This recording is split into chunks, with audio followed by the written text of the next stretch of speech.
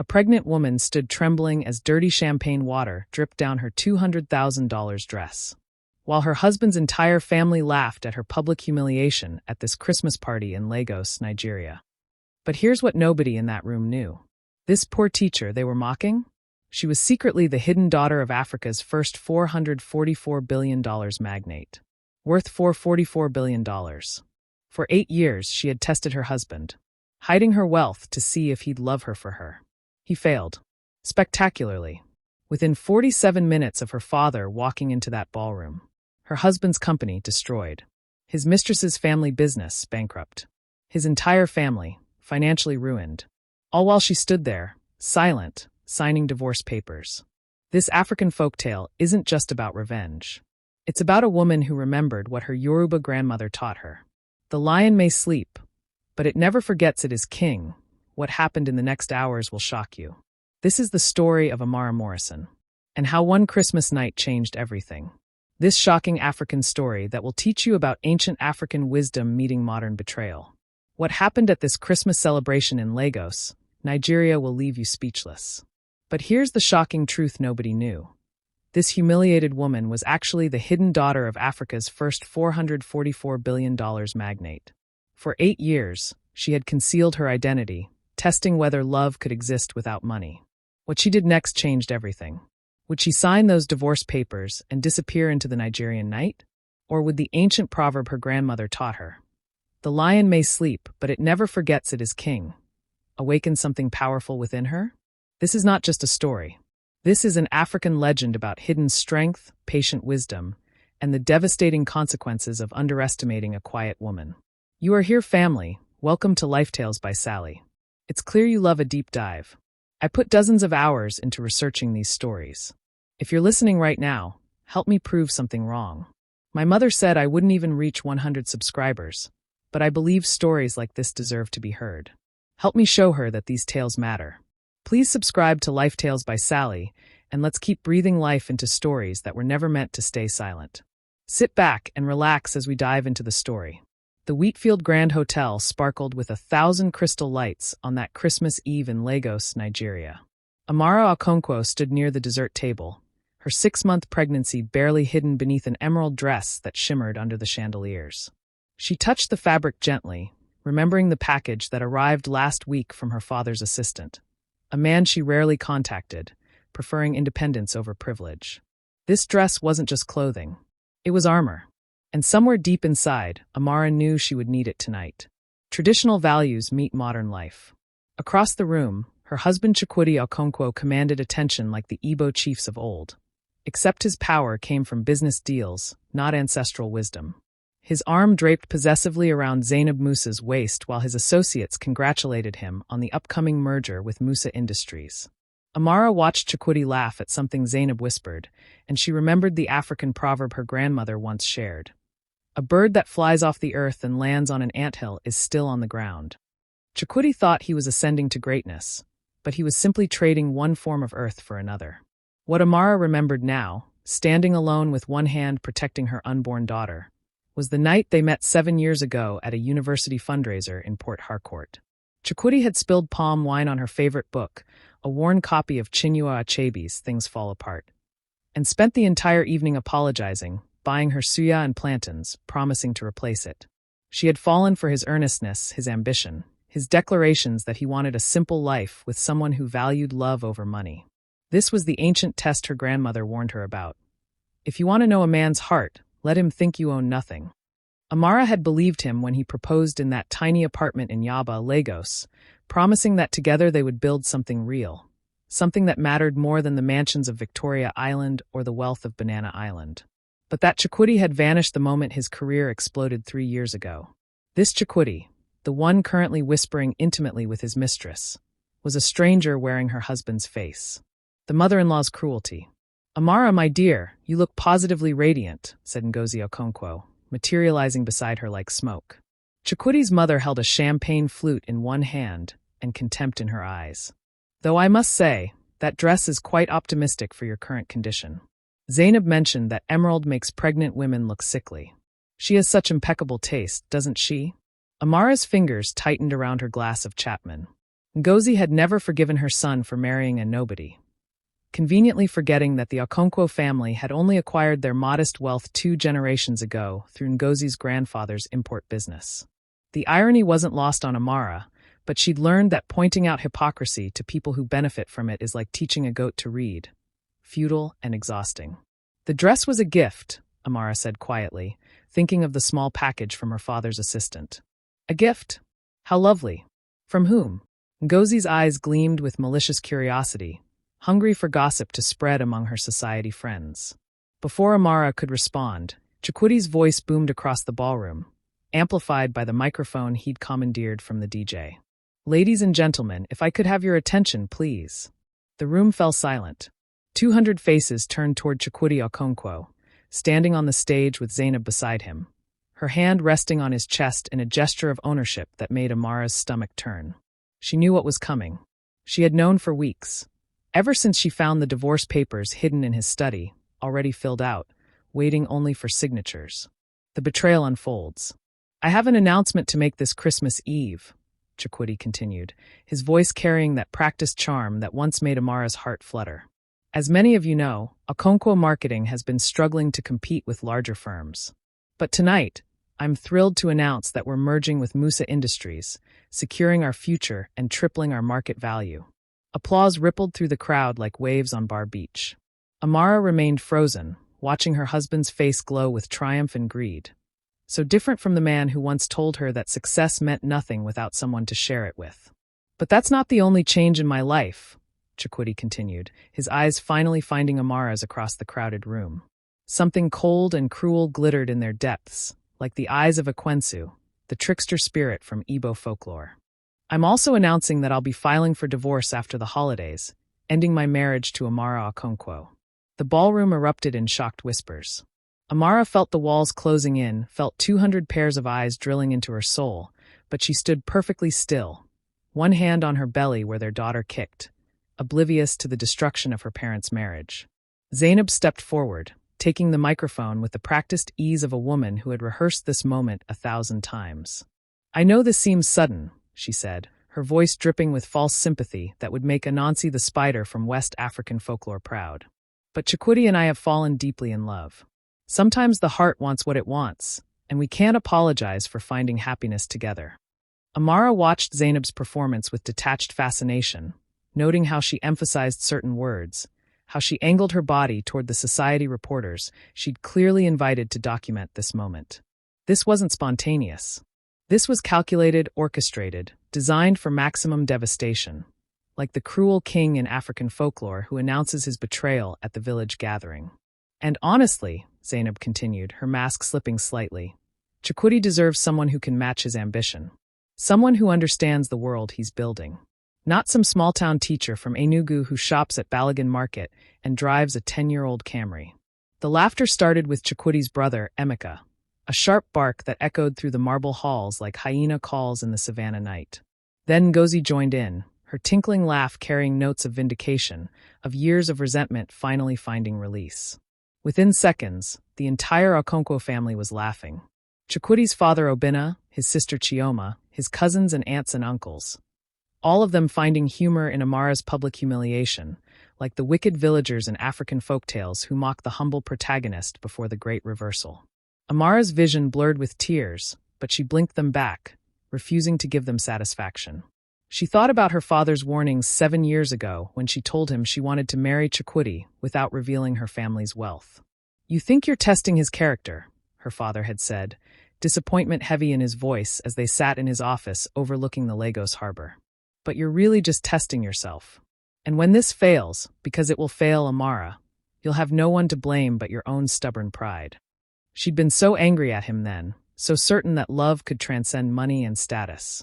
So convinced that Chukwudi's feelings were pure because he didn't know she was Adebayo Morrison's daughter, heir to a business empire worth $3 trillion, spread across Nigeria, South Africa, Jamaica, and 15 other nations.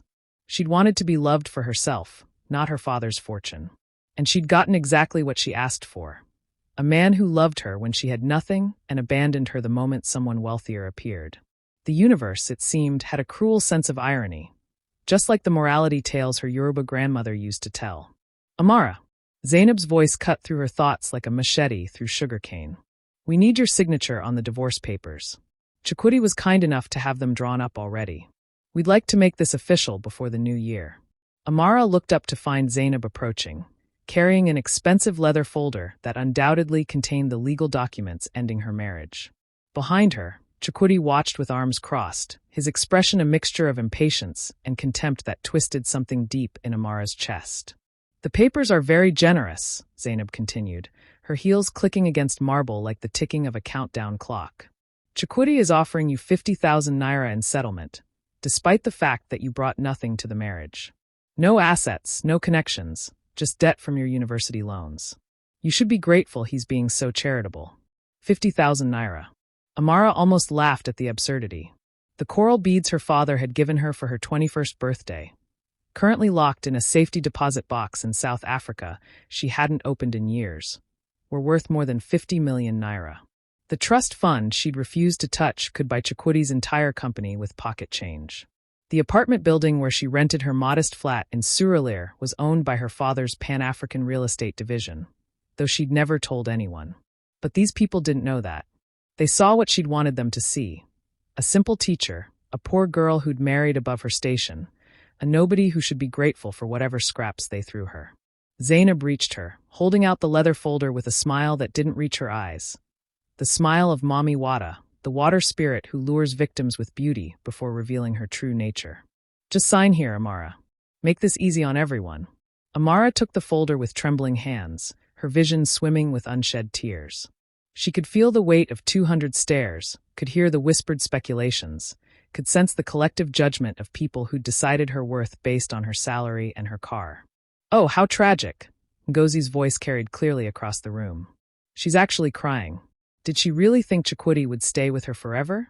A man like my son needs a partner who can elevate him, not drag him down.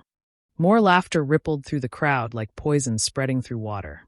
Amara opened the folder, seeing her name typed next to Chakudi's on the official documents. 7 years of love for years of marriage, reduced to legal terminology and financial settlements. Her hand shook as she reached for the pen Zainab offered. Before you sign, Zainab said loud enough for nearby guests to hear, I should mention that Chakudi and I will be announcing our engagement on New Year's Eve. Your daughter will have a stepmother who can actually provide for her, give her the life she deserves. Isn't that wonderful? Something cracked inside Amara's chest. A hairline fracture that had been forming for months, finally splitting wide open. Her daughter. Zainab was talking about her unborn daughter, already planning to replace Amara in every aspect of her child's life. The pen was inches from the paper when Zainab's phone rang. She glanced at it, irritation flickering across her face, but answered anyway. This is Zainab Musa. Yes. What do you mean the merger is? What? Amara watched Zainab's face drain of color, watched her confident smile collapse into shock and confusion like a mud house in the rainy season. Across the room, Chakudi's phone buzzed insistently. Then Ngozi's. Then Obina's.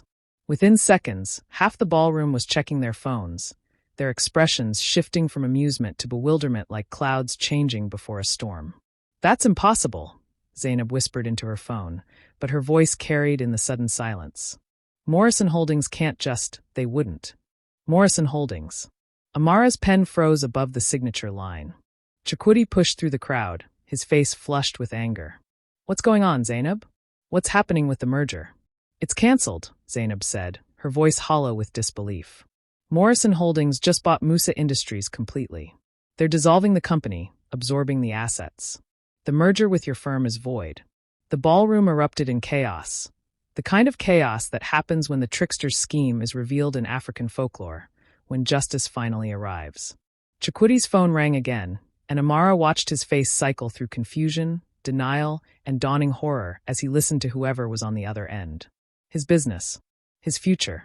His carefully constructed empire. All of it crumbling in real time, like the Tower of Babel from the stories her Sunday school teacher told in Port Harcourt. That's not all, Zainab continued, staring at her phone screen as new messages flooded in. Morrison Holdings is also acquiring Okonkwo Marketing. They're offering to buy you out completely, Chakudi, for pennies on the dollar. It says here they have evidence of financial irregularities, breach of contract, fraud. That's insane, Chakudi shouted, but his voice cracked with panic like dry wood splitting. Who is doing this? Why would Morrison Holdings even notice a company our size? Amara stood perfectly still, the unsigned divorce papers forgotten in her hands. She thought about the phone call she'd made 3 days ago, the first time she'd contacted her father in 4 years. She'd told him everything. About Chikwudi's affair, about the divorce papers, about the mistress who'd been calling her at home to gloat about stealing her husband. She hadn't asked for help. She never asked for help. But her father had listened in silence. And then he'd said something that had puzzled her at the time. You've spent 7 years proving you don't need my money, Amara. But you're still my daughter, and you're carrying my granddaughter. Let me show you what happens to people who hurt my family. She'd thought he meant lawyers, perhaps private investigators. She hadn't realized he meant total annihilation. A new commotion erupted near the ballroom entrance.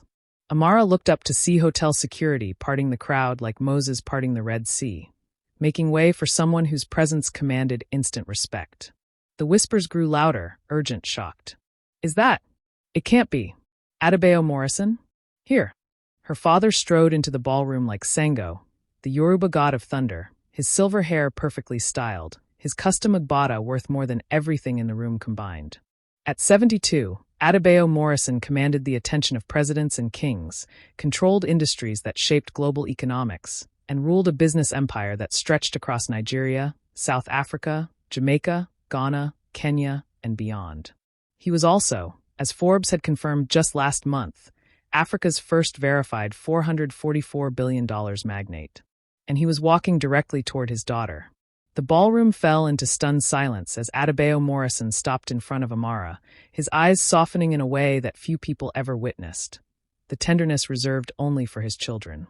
"Hello, my precious daughter," he said quietly in Yoruba, reaching out to touch her face with a gentleness that contradicted his reputation as the most ruthless businessman alive. "I'm sorry I'm late." Amara's tears finally fell, but they were different now. Relief mixed with love, mixed with the complex emotions of a daughter who'd run from her father's protection only to find herself desperately needing it. "Baba," she whispered, using the Yoruba word for father. "You didn't have to do this." "Yes, I did," Adebayo said firmly in English, his voice carrying the weight of ancestral authority. Then he turned to face the room, his expression hardening into the mask that made Fortune 500 CEOs tremble. His eyes found Chikwudi, who stood frozen with his phone still pressed to his ear, his face ashen like someone who'd seen a ghost. Or worse, someone who'd just realized they'd angered a king. "My daughter called me 3 days ago," Adebayo Morrison announced, his voice carrying effortlessly through the ballroom with the authority of a man accustomed to speaking to thousands. "For the first time in 4 years, she reached out to me. Do you know why?" The silence was absolute. "Because her husband," he pointed at Chikwudi with barely concealed contempt, "decided to humiliate her publicly while she's 6 months pregnant with his child. Because his mistress has been calling my daughter at all hours, describing in detail how she'll replace her. Because this man's entire family has spent years treating my Amara like she's worthless." Ngozi Okonkwo made a sound like a strangled gasp, her champagne flute slipping from her fingers to shatter on the marble floor. A sound like breaking pottery in a Yoruba proverb about shattered pride. Adebayo's eyes cut to her with the sharpness of a Maasai warrior's spear. "You laughed at my daughter tonight," he said coldly. "You mocked her dress, her car, her profession. You suggested she wasn't good enough for your son." He paused, letting the words sink in like water into parched earth. "Let me explain something to you, Mrs. Okonkwo. That emerald dress Amara is wearing? It's a custom Valentino worth $200,000. I had it made for her in Milan last month, designed by the same team that dresses African royalty."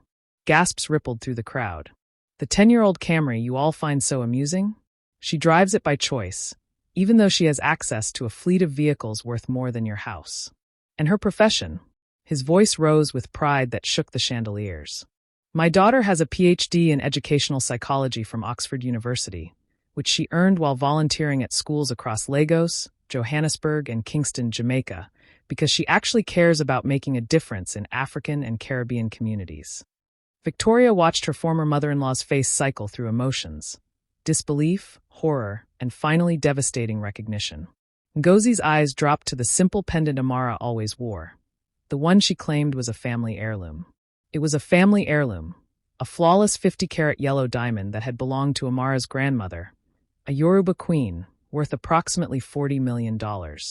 You're lying, Chikwudi said, but his voice lacked conviction, crumbling like clay in the harmattan wind. Amara would have told me. We were married. She wouldn't. Wouldn't what? Adebayo cut him off with the precision of a master storyteller delivering the climax. Wouldn't test whether you loved her for herself or her money.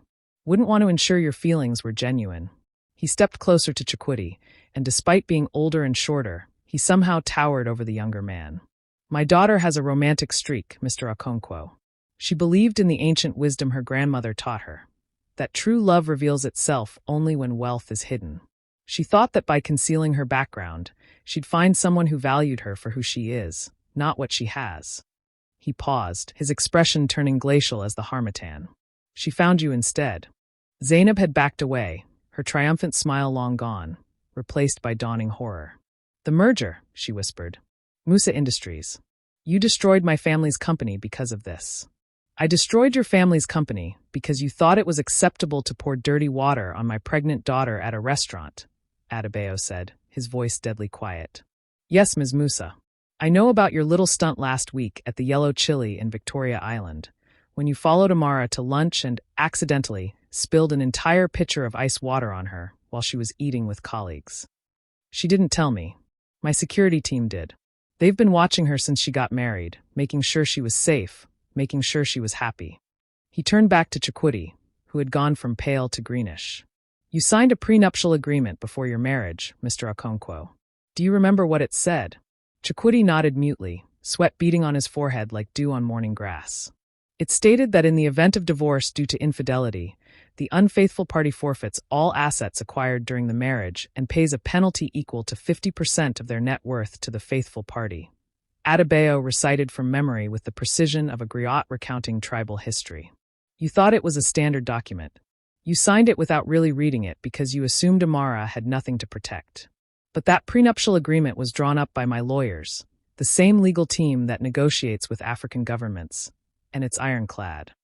Amara watched her husband's face as the full weight of his situation crashed over him like the waves at Tarkwa Bay. She felt no satisfaction, no triumph, only a hollow sadness for the death of the love she'd once believed in.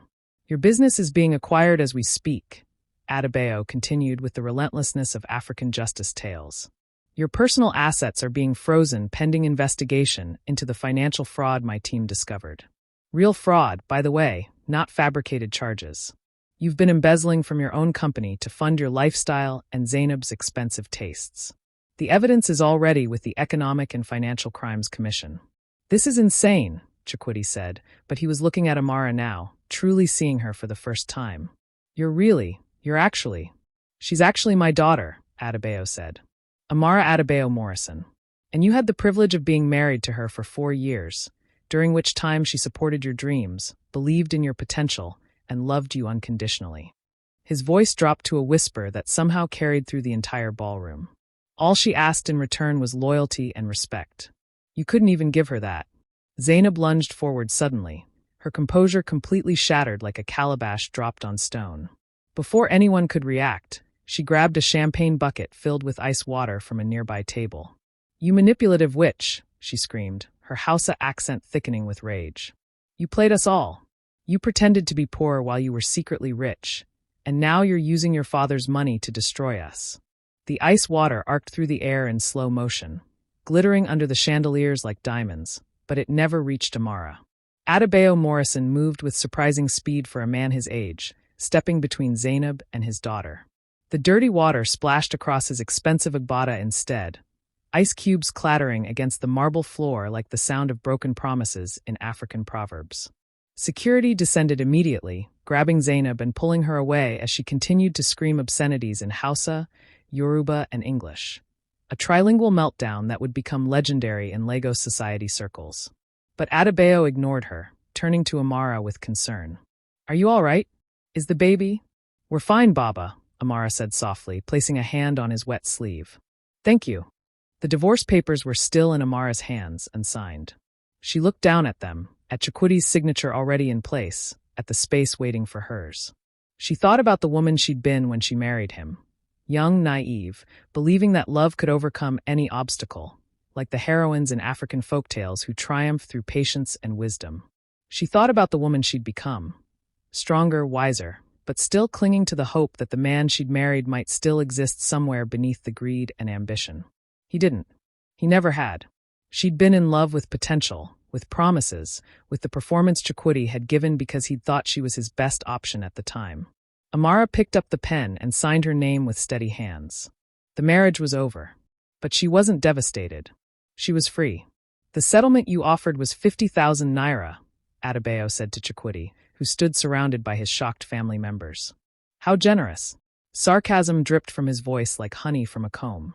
Amara's counter-settlement, as stipulated by the prenuptial agreement, is 50% of your net worth. Once the criminal charges are settled and your debts are paid, I estimate that will be approximately negative 7 million naira. He paused, letting the number sink in. My daughter, however, is willing to be merciful. As the Yoruba proverb says, a king's child must learn both justice and mercy. She'll waive the penalty if you sign over full custody of your daughter and agree never to contact either of them again. You can't do this, Ngozi Hayes said, but she was crying now, mascara streaming down her face just as Amara's had earlier. The poetic justice of African folktales playing out in real time. You can't just destroy our family because you laughed when your son humiliated his pregnant wife at Christmas? Adebayo finished. Because you spent years making my daughter feel worthless? Because you threw a party to celebrate her divorce? He shook his head with the sadness of a wise elder watching fools destroy themselves. Mrs. Okonkwo, I'm not destroying your family. Your son did that when he chose greed over love. I'm simply ensuring he faces consequences for his choices. Just as in the ancient stories where the wicked always receive their due. Amara watched Chukwudi sign the custody agreement with shaking hands. She watched Zainab being escorted from the ballroom by security. She watched the entire Okonkwo family slowly realizing that their lives would never be the same. That crossing Adebayo Morrison's daughter had cost them everything they'd worked for. But she felt no joy in their downfall, only exhaustion and a deep, profound relief that it was over. Let's go home, my daughter, her father said gently, offering his arm. Your mother is waiting in our home in Ikoyi. She's been frantic with worry. Amara took his arm, turning away from Chukwudi and his family and the wreckage of her marriage. As they walked through the silent ballroom, guests parted like water, their earlier judgment replaced by shock and fear and the dawning realization that they'd witnessed something unprecedented, a modern African legend unfolding before their eyes. At the doorway, Amara paused and looked back one final time. Chukwudi stood alone in the center of the ballroom, surrounded by his family but completely isolated, staring at the divorce papers in his hands as if they might somehow rewrite themselves.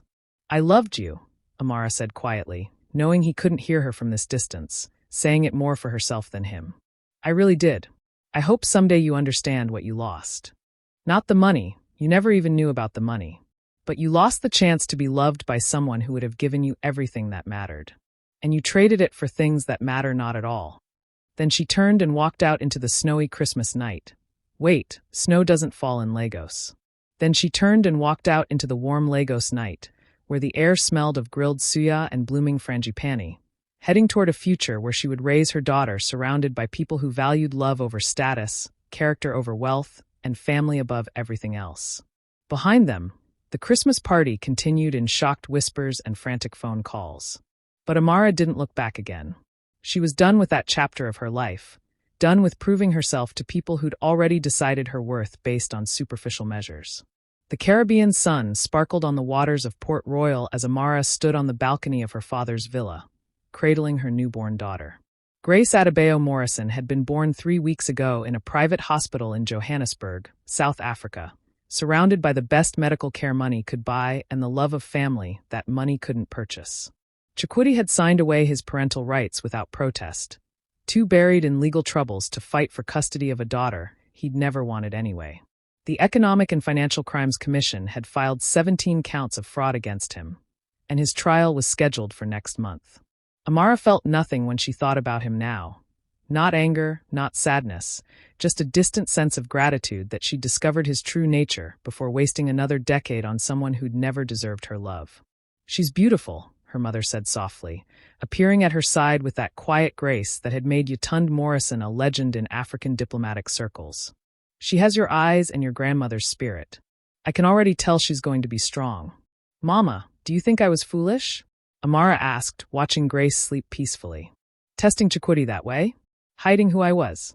Yatund was quiet for a long moment, and when she spoke, her voice carried the wisdom of Yoruba elders. You were testing yourself, my daughter.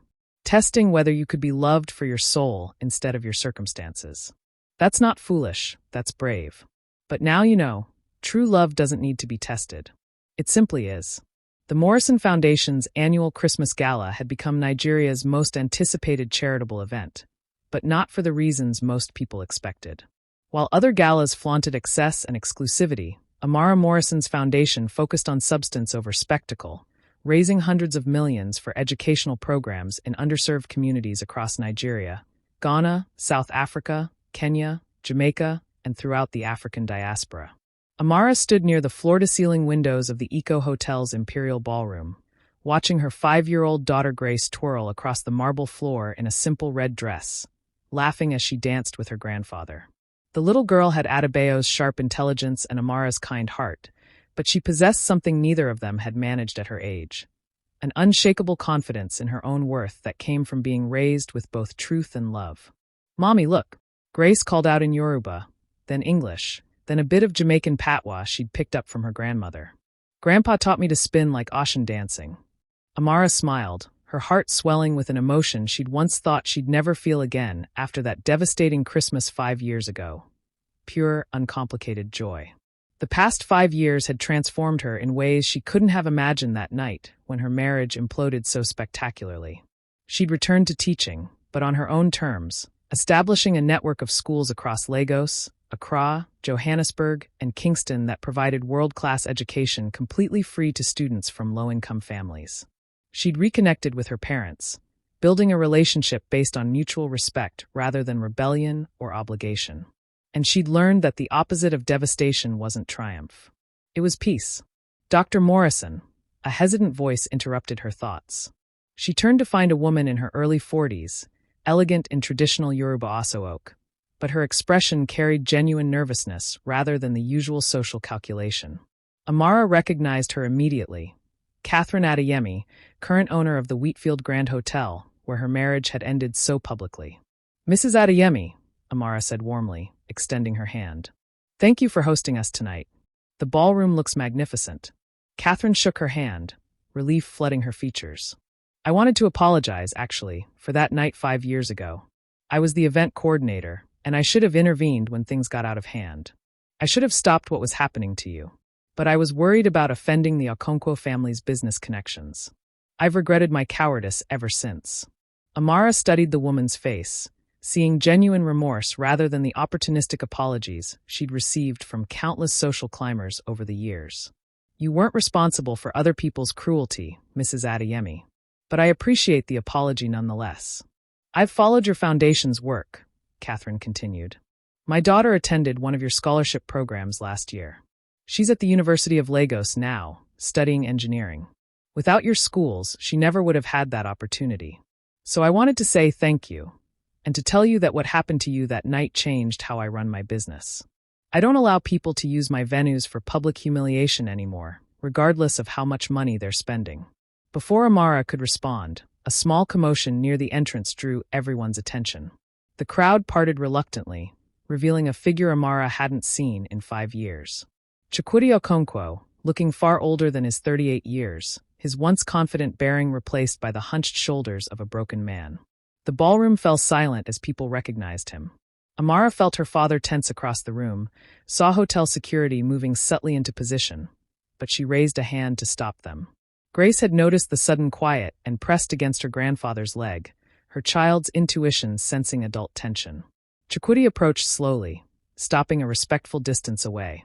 He wore an off-the-rack suit that Amara recognized from Balogun Market, his shoes scuffed, his face etched with lines that spoke of hard years and harder lessons. This wasn't the arrogant man who'd humiliated her at a Christmas party. This was someone else entirely. "I don't expect you to speak to me," Chikwudi said quietly, his voice lacking the smooth charm she remembered. "I don't deserve that courtesy. But I've been trying to get the courage to do this for 3 years, and I finally realized that if I didn't do it now, I never would." Amara remained silent, watching him with the calm detachment she'd cultivated through years of therapy and healing. She felt no anger toward this man anymore, no hurt. Only a mild curiosity about what could have brought him here. I spent 2 years in Kirikiri maximum security prison for the fraud charges, Chikwudi continued, his voice steady despite the shame in his eyes. Another year in court-mandated therapy. I lost everything. My business, my family's respect, any chance at the career I'd spent my life building. Zainab left me before the trial even started. She married an oil magnate 6 months later. He paused, his eyes drifting to where Grace stood with her grandfather, both of them watching him with identical expressions of protective wariness. Is that her? Our daughter. My daughter, Amara corrected gently but firmly, her voice carrying the strength of African queens. You signed away your rights, remember? Grace doesn't know you exist, and I'd prefer to keep it that way unless you have a compelling reason why she should. Chikwudi flinched at the words but nodded. You're right. I have no claim to her. I just wanted to see her, to know that she's happy and healthy. She looks, his voice cracked. She looks like you, beautiful and strong. Why are you here, Chikwudi? Amara asked, not unkindly but with clear boundaries, the wisdom of setting limits that her therapist had taught her. I work here, Chikwudi said, and Amara saw genuine humility in his expression for the first time ever. I'm the assistant night manager. Started as a janitor 3 years ago, worked my way up. Mrs. Adeyemi gave me a chance when no one else would hire me, and I've been trying to prove I deserve it ever since. Catherine Adeyemi had quietly appeared at Amara's side. He's been an excellent employee, she said softly. Hardworking, honest, humble. When I learned about his past, I almost fired him. But he was upfront about everything. He's never asked for special treatment or tried to trade on his former connections. He just works quietly and diligently, and he's genuinely tried to become a better person. Amara looked at Chikwudi with new eyes, seeing past the ruins of the man she'd married to someone who'd actually faced his failures and tried to change.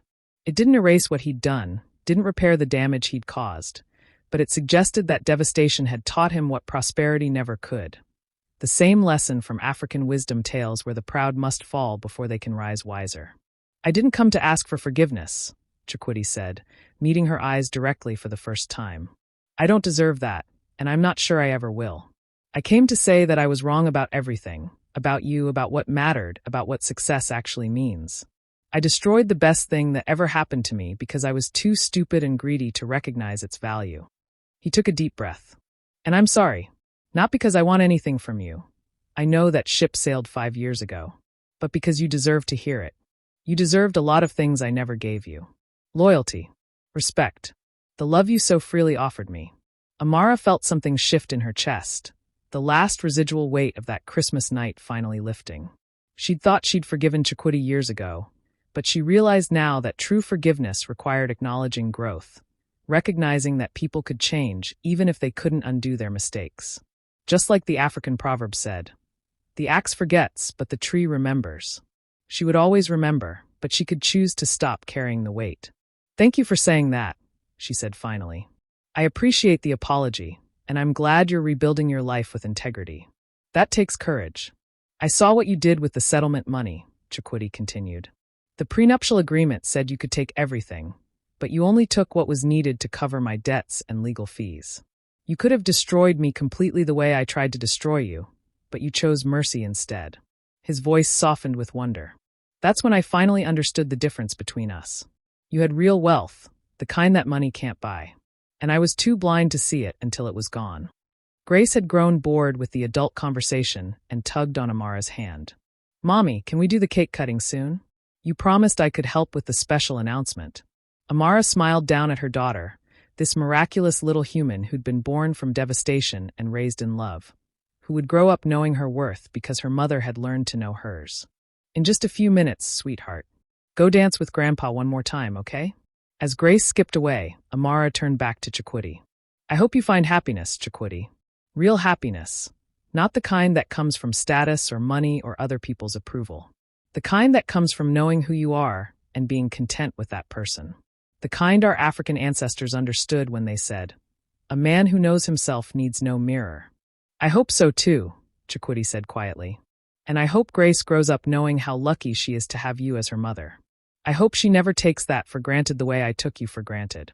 He turned to leave, but Amara called after him. Chikwudi, for what it's worth, I don't regret marrying you. You taught me important lessons about myself, about love, about the difference between what I thought I wanted and what I actually needed. Those lessons were painful, but they were valuable. So thank you for that, at least." Chikwuti's eyes glistened with unshed tears. "You're a better person than I ever deserved, Amara. I hope someday I can be half as good as you always were." He disappeared into the crowd, returning to whatever duties he had as assistant night manager, and Amara watched him go with something close to peace. The man who devastated her 5 years ago no longer existed. He'd been broken down and rebuilt into someone humbler, wiser, diminished in worldly terms but perhaps enriched in ways that actually mattered. Exactly like the transformation stories from African folklore. Adebayo Morrison appeared at her side, Grace riding on his shoulders like a princess from Benin Kingdom royalty. "Are you all right, my daughter?" I was ready to have security remove him, but you seem to want to handle it yourself. "I'm fine, Baba," Amara assured him, reaching up to squeeze Grace's small hand. "Actually, I'm better than fine. I'm grateful." "Grateful?" Her father's eyebrows rose in surprise, his expression reminding her of the wise elders in Yoruba council meetings. "Grateful that I get to build Grace's life on truth instead of deception. Grateful that she'll grow up knowing her worth without having to test it against people who can't see it. Grateful that I learned these lessons now instead of wasting decades on the wrong path." Amara smiled up at her daughter. "And grateful that the worst night of my life led me to the best years of my life. Just like grandmother used to say. Sometimes the coconut must fall and crack open before the sweet water inside can nourish the earth." The evening continued with speeches and dancing, with the announcement that the Morrison Foundation had raised $200 million for educational. Amara stood in her daughter's doorway, watching the little girl sleep peacefully under a mobile of African stars and Adinkra symbols. The same symbols her grandmother had worn, representing wisdom, strength, and resilience. She thought about the woman she'd been 5 years ago, standing in a different ballroom with dirty water dripping down her dress and divorce papers in her shaking hands. That woman had thought she was being devastated, destroyed, publicly humiliated beyond recovery. But devastation, Amara had learned, was just another word for transformation. The kind of transformation described in African folktales where the protagonist must journey through darkness before finding light. Everything had to fall apart so it could be rebuilt stronger, truer, more authentic. The marriage had to end so the real relationships could begin. The one between a mother and daughter. The one between a woman and her family. The one between someone lost and the person they were meant to become. Her phone buzzed with a text from her mother in their family group chat that included relatives across Lagos, Johannesburg, and Kingston. Grace was absolutely radiant tonight, just like her mother. "So were you, my darling. Your father and I are so proud of the woman you've become, the mother you are, the difference you're making across our Pan-African family. Love you endlessly."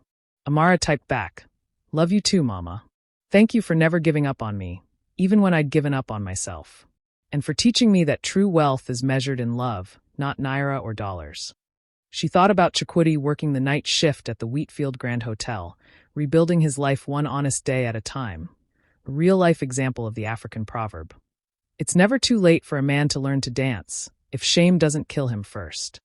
She thought about Zainab, who'd apparently cycled through 3 marriages in 5 years, still chasing wealth and status and finding neither happiness nor peace, proving the Yoruba warning. The person who chases 2 rats catches none.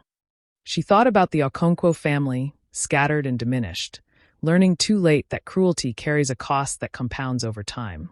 Exactly as the elder storytellers always warned in their moonlight tales. But mostly she thought about Grace, this miracle child who'd been conceived in a dying marriage, but born into unconditional love. Grace would grow up strong and sure, raised in the tradition of powerful African women. Yoruba market women who built empires through honest trade. South African freedom fighters who reshaped nations. Jamaican queens who preserved culture across oceans. Nigerian educators who believed knowledge was the greatest wealth. Grace would change the world not because she came from wealth, but because she'd been raised with values that transcended it. The same values that African ancestors had passed down through generations of storytelling, proverbs, and lived wisdom.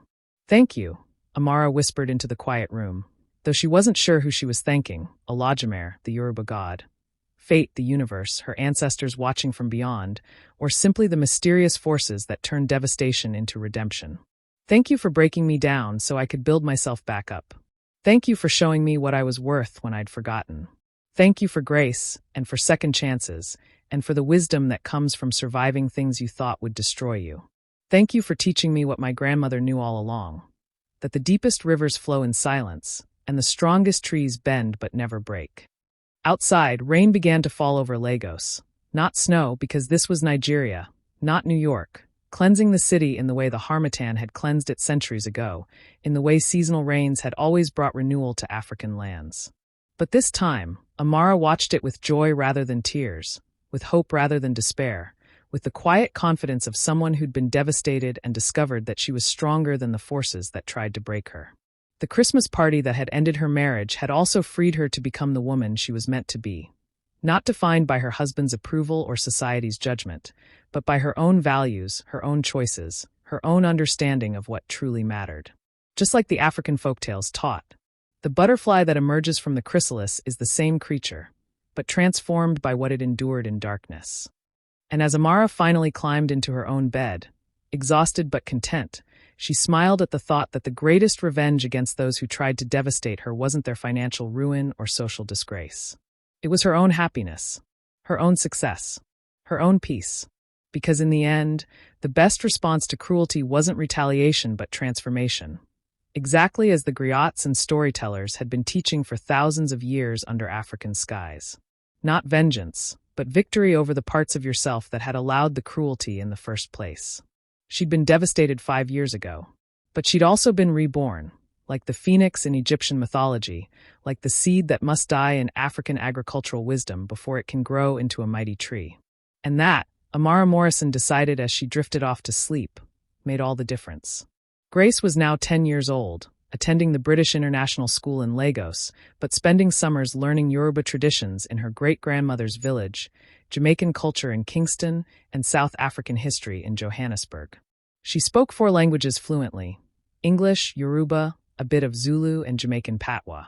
She knew her worth not because of her grandfather's billions, but because she'd been taught the ancient African wisdom. A child who knows where the rain began to beat her mother will never be dry. The Morrison Foundation had grown into the largest Pan-African educational charity, operating across 17 countries, having educated over 1 million children from underserved communities. And every Christmas, Amara would tell Grace the story, not of victimhood, but of transformation. Not of devastation, but of rebirth. "Remember, my daughter," Amara would say, using the same words her grandmother had used with her.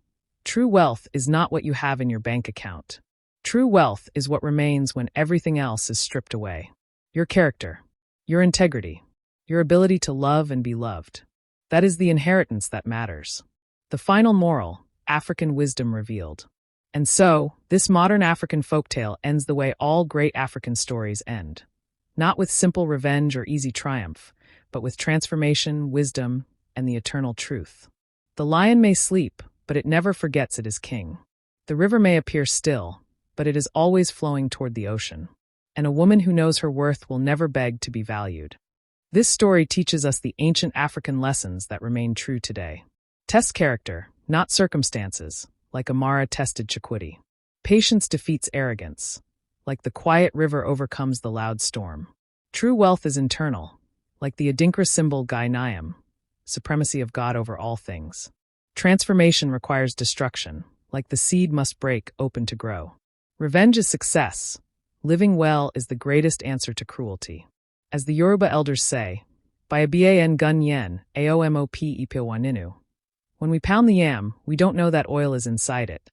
Sometimes we must be broken down to discover our true value. Share this African folktale. If this Nigerian story, this African legend, this modern folktale touched your heart, share it with someone who needs to hear that devastation is not the end. It's the beginning of transformation. Comment below. What African proverb or life lesson resonated most with you? Subscribe for more African folktales, Nigerian stories, moral lessons, and wisdom from our ancestors. Thanks and remain blessed. Share this African folktale. If this Nigerian story, this African legend, this modern folktale touched your heart, share it with someone who needs to hear that devastation is not the end. It's the beginning of transformation. Comment below. What African proverb or life lesson resonated most with you? Subscribe for more African folktales, Nigerian stories, moral lessons, and wisdom from our ancestors.